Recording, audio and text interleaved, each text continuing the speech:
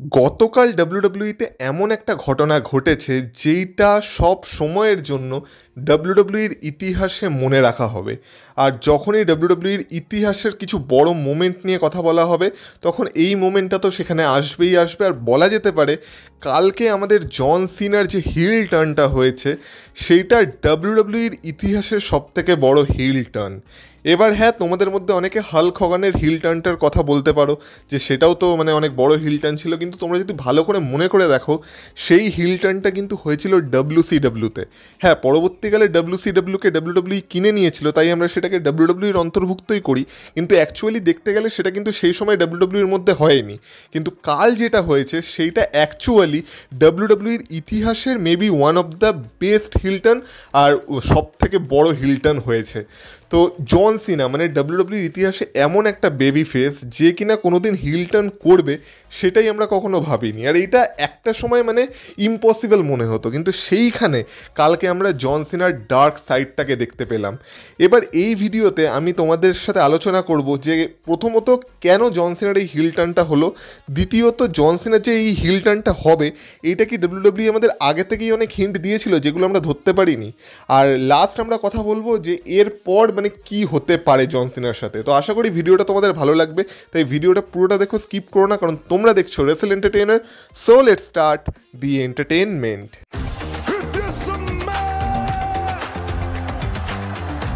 Acknowledge me. Acknowledge me. You there, sitting at home. Acknowledge me. তাহলে সবার প্রথমে কথা বলা যাক যে এই যে জন সিনার হিল টার্নটা হবে এইটার হিন্ট কি ডাব্লিউডাব্লিউ আমাদের আগে থেকেই দিয়েছিল। এবার দেখো, ট্রিপল এইচ কালকে প্রেস কনফারেন্সে একটা কথা বলেছে যে কালকে জন সিনার যে হিল টার্নটা হয়েছে এইটাকে ট্রিপল এইচ আর ডাব্লিউডাব্লিউ অনেক চেষ্টা করেছে যাতে টপ সিক্রেট রাখা যায়। এমনকি ডাব্লিউডাব্লিউর কিছু ক্রিয়েটিভ লোকজনও জানতো না যে কালকে জন সিনার হিল টার্ন হতে চলেছে। ট্রিপল এইচ, রক, জন সিনা, কোডি রোডস এরা বাদে আর কিছু জনই মাত্র জানতো যে কালকে জন সিনা এমন একটা কাণ্ড ঘটাতে চলেছে। তো এইভাবে জন সিনার এই হিল টার্নটাকে টপ সিক্রেট রাখার চেষ্টা করা হয়েছে আর রাখতে পেরেওছে ডাব্লিউডাব্লিউ, কারণ কোনো নিউজ, কোনো রিউমার কিচ্ছু আসেনি যে কালকে জন সিনার হিল টার্ন হতে চলেছে।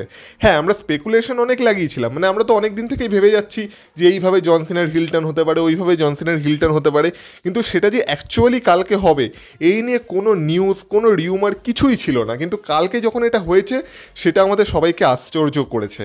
কিন্তু এর কি হিন্ট ডাব্লিউডাব্লিউ আমাদের দেওয়ার চেষ্টা করেছিল? কারণ দেখো, যখন রয়্যাল রাম্বলে জন সিনা জেউসের কাছে হেরে গেল, তারপরে যখন জন সিনা প্রেস কনফারেন্সে এসেছিল তখন জন সিনা তার পলিটিক্যাল পাওয়ারকে কাজে লাগিয়েছিল।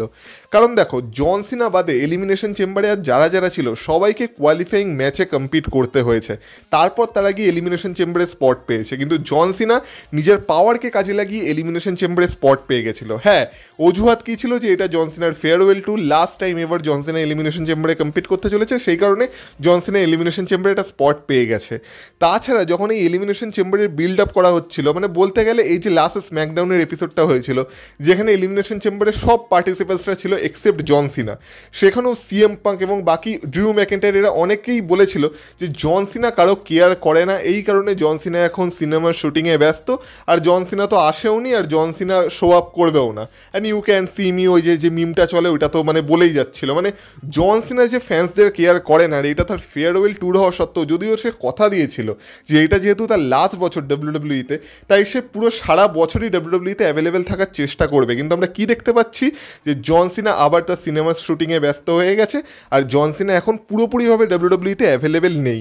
মাঝে মাঝে জন সিনা আসছে, কিছু প্রিমিয়াম লাইভ ইভেন্টে কম্পিট করছে, তারপর আবার সিনেমার শুটিংয়ে বেরিয়ে যাচ্ছে। এক কথায় পুরোপুরিভাবে সময়টা ডাব্লিউডাব্লিউকে জন সিনা দিচ্ছে না। এবার এর থেকে আমাদের বুঝে যাওয়া উচিত ছিল যে কিছু একটা আসতে চলেছে। তাছাড়া জন সিনা কিছু ক্রিপ্টিক টুইটস করছিল, এছাড়া হঠাৎ করেই জন সিনা তার 17 টাইম ওয়ার্ল্ড চ্যাম্পিয়নশিপের জন্য মরিয়া হয়ে উঠেছিল। তো এর থেকে আমাদের ধীরে ধীরে বোঝা উচিত ছিল যে কিছু একটা তো হতে চলেছে। আর সবার লাস্টে যখন কালকে একই রিংয়ে জন সিনা, কোডি রোডস আর রক ছিল, সেটাও একটা বিশাল বড় হিন্ট ছিল যে হ্যাঁ, কিছু একটা ঘটবে রিংয়ে। আর তার আগেও যদি আমরা দেখি তাহলে এলিমিনেশন চেম্বারে যেই মুহূর্তে সেথ রলিন্স সিএম পাঙ্ককে একটা স্টম্প মেরে দিয়েছিল, সেই মুহূর্তে জন সিনা সেই মোমেন্টামটাকে কাজে লাগিয়ে মানে সিএম পাঙ্ককে তার এসটিএফইউতে আটকে দিয়েছে। না, জন সিনা কিন্তু সবাইকে রেসপেক্ট করে, মানে জন সিনার ট্যাগলাইনই তো এটা ছিল যে হাসেল, লয়্যালটি, রেসপেক্ট। কিন্তু কালকে যেই না সেথ রলিন্স সিএম পাঙ্কের উপর অ্যাটাক করলো, সেই অপরচুনিটিটাকে সাথে সাথে জন সিনা মানে ক্যাপিটালাইজ করলো। এইটাও একটা ছোটোখাটো হিন্ট ছিল। আর তার থেকে বড় হিন্ট ছিল আমাদের এলিমিনেশন চেম্বারের অফিসিয়াল পোস্টার। মানে এই যে এই মুহূর্তে স্ক্রিনে তোমরা যে পোস্টারটা দেখতে পাচ্ছ, এইটা শেষ মুহূর্তে মানে বেরিয়েছিল এলিমিনেশন চেম্বারের অফিসিয়াল পোস্টার হিসেবে। আর এই পোস্টারে আমরা কাকে কাকে দেখতে পাচ্ছি? আমরা জন সিনাকে দেখতে পাচ্ছি, আমরা রককে দেখতে পাচ্ছি, আমরা ট্র্যাভিস স্কটকে দেখতে পাচ্ছি। আর যদি তোমরা লক্ষ্য করে দেখো, ঠিক এই তিনজনই এলিমিনেশন চেম্বারের শেষেও ছিল। মানে এইটাই ছিল এলিমিনেশন চেম্বারের এন্ডিং সিন। মানে এইখান থেকে ডাব্লিউডাব্লিউ কিছুটা আমাদের স্পয়লার দিয়েছিল, কিন্তু সেটা আমরা ধরতে পারিনি। তো এইভাবে ডাব্লিউডাব্লিউ আমাদের ছোটো ছোটো হিন্ট দিচ্ছিল যে হ্যাঁ, জন সিনার হিল টার্ন আসতে পারে, কিন্তু সেগুলো আমরা অত ভালোভাবে বুঝতে পারিনি। এবার থেকে কথা বলা যাক। তো তোমরা যদি মনে করে দেখো, তাহলে 2017 নো মার্সিতে জবের থেকে রোমান রিংস আর জন সিনার ম্যাচ বুক হয়েছিল, সেই দিন থেকে জন সিনা হারতে শুরু করেছে। মানে সবার প্রথমে জন সিনা রোমান রিংসের কাছে হারলো, তারপর রাসেলমেনিয়ায় আন্ডারটেকারের কাছে জন সিনা বাজেভাবে হারলো। মানে ওটাকে তো হারও বলা চলে না, ওটা তো এক প্রকার লজ্জা ছিল জন সিনার জন্য। তারপরে রাসেলমেনিয়াতে জন সিনা ফিন্ডের কাছে হারলো একটা ফায়ারফ্লাই ফান হাউস ম্যাচে। তারপর ওই দিক থেকে জন সিনা গিয়ে অস্টিন থিওরির কাছে হারলো, জন সিনা সোলো সিকোয়ার কাছে হারলো। মানে জন সিনা তার সব বড় বড় ম্যাচ শুধু হেরেই যাচ্ছিল সিঙ্গেলস ম্যাচগুলো। আমি কোনো ট্যাগ টিম ম্যাচের কথা বলছি না, মানে যত বড় বড় সিঙ্গেলস ম্যাচে জন সিনা তারপর থেকে কম্পিট করেছে, প্রত্যেকটাতেই জন সিনা হেরেছে। এর মাঝখানে তোমরা সামার স্ল্যামে জন সিনা আর রোমান রিংসের ম্যাচটাকেও নিয়ে নিতে পারো, যখন রোমান রিংস আমাদের ট্রাইবেল চিফ হয়ে তার টাইটেল ডিফেন্ড করছিল এগেন্স্ট জন সিনা, যেই মানে প্রিমিয়াম লাইভ ইভেন্টে মানে ব্রক লেসনারের রিটার্ন হয়েছিল, সেখানেও জন সিনা হেরেছিল। এমনকি তারপর তো ব্রক লেসনারও এসে জন সিনাকে মেরে চলে গেছিল। মানে জন সিনার একটা সময় পর গিয়ে মানে কাজ শুধু এইটুকুই হয়ে গেছিল যে জন সিনার এবারে ডাব্লিউডাব্লিউতে কিছু বেছে নেই, জন সিনার যা যা অ্যাচিভ করার সেগুলো অ্যাচিভ করা হয়ে গেছে। এবার জন সিনার কাজ একটাই, যে ইয়ং ট্যালেন্টদেরকে জন সিনা এবার শুধু ওভার করে যাবে। আর জন সিনা সেটাই করছিল, আর সেটাতেই জন সিনা হ্যাপি ছিল। কিন্তু এই হ্যাপি থাকতে থাকতে কি হয়েছে, যে জন সিনা রেগুলারলি ম্যাচ হারতে হারতে হারতে হারতে জন সিনার যে ক্রেডিবিলিটিটা ছিল সেটাকেই পুরো শেষ করে বসেছিল। এবার দেখো, জন সিনার এটা যেহেতু ফেয়ারওয়েল ট্যুর, তার জন্য আমরা সবাই কী চাইছি, যাতে জন সিনা 17 টাইম ওয়ার্ল্ড চ্যাম্পিয়ন হয়ে রেকর্ডটাকে বানাক। কিন্তু শুধু কি রেকর্ড বানালেই হবে? কারণ 17 টাইম ওয়ার্ল্ড চ্যাম্পিয়ন তো জন সিনা হতেই পারে, কিন্তু সেইটাকে কি রিয়েলিস্টিক মনে হবে? এখন যদি জন সিনা ফেস হিসেবে 17 টাইম ওয়ার্ল্ড চ্যাম্পিয়ন হতো, তাহলে আমরা কি বলতাম, যে হ্যাঁ, এটা জাস্ট রেকর্ডটা বানানোর ছিল, তার জন্য ডাব্লিউডাব্লিউ জাস্ট করে দিয়েছে। সেটা ফিলও হতো না, কিছুই না। কারণ আমরা জানতাম যে জন সিনা এরকম হারতে হারতে হারতে হারতে হঠাৎ করে মানে ওয়ার্ল্ড চ্যাম্পিয়ন হয়ে গেল, এইটা একদমই মানাতো না। কিন্তু এখন যেহেতু জন সিনা হিল হয়ে গেছে, তো এখন যদি জন সিনা ওয়ার্ল্ড চ্যাম্পিয়ন হয়, তো সেটায় কারো কিছু কমপ্লেন করার নেই। কারণ জন সিনা আর কিছু ডিজার্ভ করে কি করে না সেটার কোনো প্রশ্নই উঠছে না। এবার জন সিনা যা চায় সেটাকে জন সিনা আদায় করে নেবে।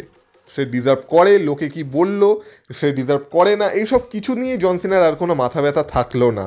তাছাড়া আরেকটা ব্যাপার হলো, এই যে রাসেলমেনিয়ায় আমরা যদি কোডি রোডস আর জন সিনার ম্যাচটাকে দেখি, যেটা প্রথম দিকে যখন জন সিনা মানে এলিমিনেশন চেম্বার জিতে গেছিলো, সেই মুহূর্তে কী মনে হচ্ছিল, যে হ্যাঁ, কোডি রোডস আর জন সিনার ম্যাচ একটা বিশাল বড় ম্যাচ, রাসেলমেনিয়ার জন্য সবই ঠিক আছে। কিন্তু ম্যাচটা কী ছিল? Baby face versus baby face. এবার আমরা জানি যে রাসেলমেনিয়া এমন একটা জায়গা যেখানে ডাব্লিউডাব্লিউ বড় বড় ম্যাচ তো করে, কিন্তু তার পেছনে একটা বড় স্টোরিও থাকে। এবার জন সিনা আর কোডি রোডসের পেছনে ডাব্লিউডাব্লিউ কী বা স্টোরি বিল্ড করতো? কারণ দুজনই ছিল ডাব্লিউডাব্লিউ টপ বেবি ফেস, আর দুই টপ বেবি ফেসের মধ্যে কোনো তো রাইভেলারি থাকে না, তাদের মধ্যে কোনো শত্রুতা থাকে না। তো এদের দুজনের মধ্যে একজনকে না একজনকে তো হিল হতেই হতো। তো যখন কোডি রোডস তার সোল বিক্রি করেনি রকের কাছে, তখন একজনই বেঁচে ছিল যে কিনা তার ক্যারেক্টার চেঞ্জ করতে পারতো, আর সেটা ছিল আমাদের জন সিনা। তো আলটিমেটলি আমরা সেটাই দেখলাম যে জন সিনা তার সোল রকের কাছে বিক্রি করে দিল। এর ফলে কি হবে? এর ফলে জন সিনা আর অডিয়েন্সের কেয়ার করবে না, অডিয়েন্স কি বললো তাতে জন সিনার কিছু আসবে যাবে না। এবার জন সিনা যেটা চায়, জন সিনা সেটাকে পাবে। আর এবার কাকে ওভার করলো জন সিনা, এইসব কিছুই আর জন সিনার মাথা ব্যথা নেই। কারণ এবার জন সিনা নিজের জন্য খেলবে, এবার জন সিনা যা করবে সেটা নিজের জন্য করবে, কোম্পানির জন্য সেইভাবে করবে না। আর এই সব কিছুর দায়িত্বে থাকবে কে? এই সব কিছুর দায়িত্বে থাকবে রক, কারণ রক এখন পুরোপুরি জন সিনার দায়িত্ব নিয়ে নিয়েছে, আর জন সিনা নিজেকে রকের কাছে সমর্পিত করে দিয়েছে। তো এই একটা কারণ জন সিনার বড় হিল টার্নের। আর সব থেকে যেটা বড় কারণ, যেটার জন্য জন সিনার এই মুহূর্তে হিল টার্ন হতে পেরেছে, সেটা হলো যে দেখো, ভিন্স ম্যাকম্যান জন সিনাকে কখনোই হিল বানাতে চায়নি। তার একটা বড় কারণ হলো যে জন সিনা ছিল কোম্পানির সব থেকে বড় বেবি ফেস। জন সিনার মতো মার্চেন্ডাইজ কেউ বিক্রি করতে পারতো না। জন সিনা সব থেকে বেশি মার্চেন্ডাইজ বিক্রি করতো। জন সিনা মেক আ উইশে সব থেকে বেশি বাচ্চাদের উইশ পুরো করতো। তাছাড়া জন সিনা মানে সবসময় একটা ভালো ক্যারেক্টার ছিল, একটা হিরো ছিল সবার কাছে। তো তাকে কখনোই আমাদের ভিন্স ম্যাকম্যান ভিলেন বানাতে চায়নি। আর এইটা মানে মানে সেই সময় দেখতে গেলে এরকম ক্যারেক্টার ডাব্লিউডাব্লিউতে আর ছিলই না যেটা জন সিনা প্লে করতো। কিন্তু এই মুহূর্তে আমরা যদি ডাব্লিউডাব্লিউতে দেখি, তাহলে এই মুহূর্তে আমাদের কাছে কোডি রোডস আছে। কারণ দেখো, কোডি রোডসকে আমরা পছন্দ করি বা অপছন্দ করি, এইটা তো সত্যি যে কোডি রোডস মার্চেন্ডাইজ বিক্রি করে। কোডি রোডস বাচ্চাদের মধ্যে ফেভারিট, যেটা একসময় জন সিনা ছিল। তো সেইটাকে এখন কোডি রোডস, সেই যে শূন্যতা, সেটাকে পূরণ অলরেডি কোডি রোডস করে দিয়েছে। কিন্তু কোডি রোডস বাদেও আমরা যদি এখন দেখি, তাহলে আমাদের কাছে মেইন ইভেন্ট জে উসো আছে। আর জে উসোকে যে এই বছরের রয়্যাল রাম্বল জেতানো হয়েছে, তার পেছনেও এটা একটা বিশাল বড় কারণ। কারণ জে উসো এখন ফ্যান্সদের মধ্যে প্রচুর ওভার, তারও মার্চেন্ডাইজ সেল একটা আলাদাই লেভেলে গিয়ে হয়। সে এখন সবার কাছে ফেভারিট, মানে তার তো ইটটা এখন একটা প্রায় মানে ফেনোমেনা হয়ে গেছে গ্লোবাল। তো এইভাবে জন সিনার যে শূন্যতা, সেটা পূরণ করার জন্য এখন ডাব্লিউডাব্লিউর কাছে সুপারস্টার আছে। কোডি রোডস আছে, জে উসো আছে, এরকম খুঁজলে এলে নাইট, এরকম আরও অনেক সুপারস্টার পাওয়া যাবে যারা কিনা জন সিনার সেই শূন্যতাটা পূরণ করতে পারে। কিন্তু সেই সময় ডাব্লিউডাব্লিউর কাছে সেরকম কেউ ছিল না। তো সেই কারণে জন সিনাকে ভিন্স ম্যাকম্যান কখনোই ভিলেন বানাতে চায়নি। কিন্তু এখন যেহেতু জন সিনার জায়গাটা নেওয়ার মতো আরও অন্যান্য সুপারস্টার আছে, তাই জন সিনার উপর এই একটা রিস্ক ডাব্লিউডাব্লিউ এখন নিতেই পারে যে জন সিনা যদি এই কাজটা নাও করতে পারে, এই কাজটা করার জন্য আমাদের কাছে অন্য আরও সুপারস্টার আছে। তো সেই কারণে এই মুহূর্তে এসে জন সিনার এই হিল টার্নটা করাতে ডাব্লিউডাব্লিউর কোনো রকম কোনো অসুবিধা হয়নি। আর সেই কারণে ডাব্লিউডাব্লিউ এটা পুল অফও করতে পেরেছে। আর সবার শেষে কথা বলা যাক যে এরপর কি। তো দেখো, জন সিনা এরপর কি করবে সেটা রক তো অলরেডি বলে দিয়েছে। আর রক বলেই দিয়েছে কালকে এলিমিনেশন চেম্বার জেতার পরই যে প্রেস কনফারেন্সে এসে জন সিনা মাইক ড্রপ করে দিয়েছিল, কোনো কথা বলেনি। তারপরই জন সিনা আবার সোজা উড়ে চলে গেছে সাউথ আফ্রিকা তার সিনেমার শুটিং করার জন্য। মানে জন সিনা আবার কিছু সপ্তাহ ডাব্লিউডাব্লিউতে আসবে না। কিন্তু সুখবর হলো এইটাই যে জন সিনা কবে আবার ডাব্লিউডাব্লিউতে ফিরবে সেইটারও একটা স্পেকুলেটেড ডেট আমাদের সামনে চলে এসেছে। আর সেটা হলো 17 মার্চ, মানে আমাদের এখানে সেটা হবে 18 মার্চ মঙ্গলবার। মানে 18 মার্চ আমাদের এখানে যে মানডে নাইট রয়ের এপিসোডটা হবে, সেইখানে আমরা পসিবলি জন সিনাকে দেখতে পাবো। আর এবার যখন জন সিনার এন্ট্রি হবে, তখন পসিবলি জন সিনার একটা নতুন থিম সঙের সাথে এন্ট্রি হবে। কারণ জন সিনা অ্যাজ আ ফেস যে থিম সংটাকে ব্যবহার করতো, সেটা অবভিয়াসলি অ্যাজ আ হিল করবে না, কারণ সেটা মানাবেই না জন সিনার উপর। তো জন সিনার আমরা পসিবলি একটা নতুন থিম সংও দেখতে পাবো। আর এরপর যেহেতু জন সিনা পুরোপুরি রকের কন্ট্রোলে আছে, তো জন সিনাতে এবার অনেক সুবিধা পেতে চলেছে, অনেক মানে অনেক সুবিধা। আর যত রকম প্রকারে সম্ভব রক এবার জন সিনাকে সাহায্য করবে 17 টাইম ওয়ার্ল্ড চ্যাম্পিয়ন হওয়ার জন্য। আর এর ফলে আমরা এটাও দেখতে পাবো যে এরপর জন সিনা 17 টাইম ওয়ার্ল্ড চ্যাম্পিয়ন হয়েও যাবে। কারণ তোমরাই ভাবো, এইটা জন সিনার একটা বিশাল বড় হিল টার্ন, মানে জন সিনার ক্যারেক্টারে একটা বিশাল বড় শিফট এসেছে।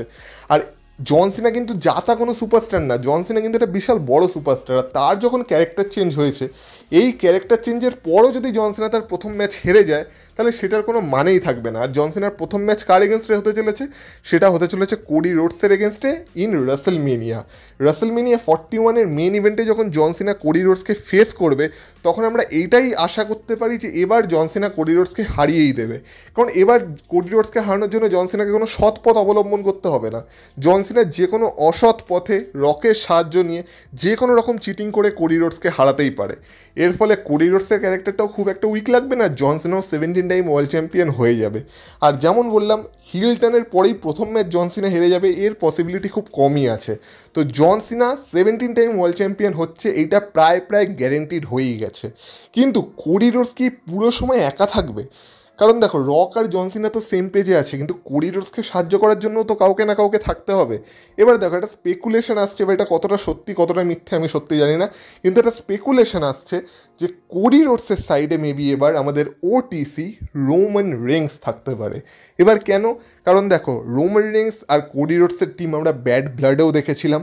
আর এখন যখন রক একটা সাইডে আছে, আর রক যখন কোডি রোডসের এগেনস্টে আছে, তখন রকের এগেনস্টে যদি কেউ সত্যি রকের মুখোমুখি দাঁড়াতে পারে, পারে, তো সে একমাত্র হলো আমাদের ওটিসি রোমান রেন্স। আর এইখান থেকেই পসিবলি নেক্সট ইয়ারের জন্য রক আর রোমান রেন্সের ফিউডেরও মানে বিল্ড আপ শুরু হতে পারে। তো এখন এই মুহূর্তে যদি সত্যি কেউ কোডি রোডসকে সাহায্য করতে পারে সে হলো রোমান রেন্স। কিন্তু সমস্যা হচ্ছে একটাই, এই বছরের রাসেলমেনিয়ার জন্য রোমান রেন্সের একটা আলাদাই স্টোরি চলবে, যেখানে রোমান রেন্সের এখনও সেথ রলেন্সের সাথে বদলা নেওয়া বাকি। আর এলিমিনেশন চেম্বারে আমরা দেখেছি সেথ রলেন্স অলরেডি সিএম পাঙ্ককে মানে কস্ট করে দিয়েছে, তো সিএম পাঙ্কও সেথ রলেন্সকে ছেড়ে দেবে না। তো সেথ রলেন্স আর সিএম পাঙ্কের স্টোরি তো চলবেই, তার মাঝখানে রোমান রিংসও ঢুকবে, তো এদের মধ্যে একটা ট্রিপল থ্রেট ম্যাচই সম্ভবত হতে পারে। তো এইভাবে এদের স্টোরিটা কন্টিনিউ হতে পারে, কিন্তু এর মাঝখানে রোমান রিংস পসিবলি আমাদের কোডি রোডসকে জন সিনার এগেনস্টে সাহায্য করলেও করতে পারে, পসিবিলিটি আছে। এছাড়া কালকে যেহেতু ওই মানে যেমন বললাম ওই মোমেন্টামটাকে সাথে সাথে জন সিনা কাজে লাগিয়েছিল, এইটা সেথ রলেন্স মানে এইটা সিএম পাঙ্কেরও খুব একটা পছন্দ হয়নি যে এইটা জন সিনা কী করলো, আমাকে সেথ রলেন্স মেরে চলে গেল, আর তখনই জন সিনা এই ব্যাপারটাকে কাজে লাগিয়ে নিল। তো এলিমিনেশন চেম্বারের পর আমাদের সিএম পাঙ্কও খুব রেগেছিল। তো এই বছর কোনো না কোনো সময় গিয়ে তো আমরা সিএম পাঙ্ক ভার্সেস জন সিনার মধ্যে একটা ফিউড দেখতে পাবো। আর আলটিমেটলি যেই মানে ফিউডটা জন সিনার হতে পারে সেইটা পসিবলি হতে পারে র্যান্ডি অটনের এগেনস্টে, যেখানে র্যান্ডি অটন থাকবে অ্যাজ আ ফেস আর জন সিনা থাকবে অ্যাজ আ হিল। হ্যাঁ, এবার এর মাঝখানে আমরা রোমান রিংস আর জন সিনার একটা যদি কোনো ম্যাচ দেখতে পাই সেটাও পেতে পারি, কিন্তু এবার ক্যারেক্টারটা পুরো উল্টো থাকবে। এইবার রোমান রিংস হবে ফেস আর জন সিনা হবে হিল, মানে এবার অনেক অপরচুনিটি খুলে গেছে জন সিনার জন্য। তো জন সিনার এই হিল টার্নটা এই কারণেই এতটা দরকার ছিল, আর এই কারণেই এই হিল টার্নটা এতটা বড়, আর এটা এই মুহূর্তে হওয়া এতটা বেশি দরকার ছিল এই বছরের রাসেলমেনিয়া বা রাসেলমেনিয়া 41কে সেভ করার জন্য। আর যেই রাসেলমেনিয়া 41-এর হাইপ এতদিন ছিল না, পুরো ডেট ছিল, সেইটাকে একবারে একদম এতটাই বেশি বাড়িয়ে দিয়েছে যে আমরা বলতে পারি যে আগের বছরের রাসেলমেনিয়ার থেকেও এই বছরের রাসেলমেনিয়া আরও বেশি বড় হতে পারে। তো এই সব কিছুর পেছনে ক্রেডিট একজনেরই, সেটা হলো জন সিনার এই হিল টার্নের। এবার এটা কার আইডিয়া ছিল, ট্রিপল এইচ না রক নাকি তাদের দুজনের, সেটা পুরোপুরি আলাদা ব্যাপার। যারই আইডিয়া ছিল খুবই ভালো আইডিয়া ছিল, আর এইটা এই মুহূর্তে দরকারও ছিল। তো এবার তোমরা বলো তোমাদের এই পুরো বিষয়টায় কী ওপিনিয়ন, কমেন্ট বক্সে কমেন্ট করে অবশ্যই বলো। আর এই ভিডিওটা যদি তোমাদের ভালো লেগে থাকে এই ভিডিওটা তো অবশ্যই এটা লাইক করে দিয়ে যাও, আর এই চ্যানেলে যদি নতুন হয়ে থাকো তো প্লিজ চ্যানেলটাকে সাবস্ক্রাইব করে দিয়ে যাও। আর বাকি তোমরা যদি আমাকে ইনস্টাগ্রামে ফলো করতে চাও তার লিঙ্ক পেয়ে যাবে তোমরা এই ভিডিওর ডিসক্রিপশন বক্সে, তো সেখান থেকে তোমরা আমাকে ফলো করে আসতে পারো। তাহলে তোমাদের সাথে কথা হবে আবার পরের ভিডিওতে, ততক্ষণ তোমরা ভালো থেকো, টাটা।